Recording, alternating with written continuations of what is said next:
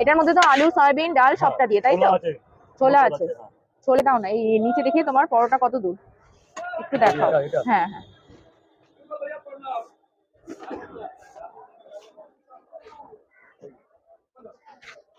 সব শুরু হচ্ছে তাই তো?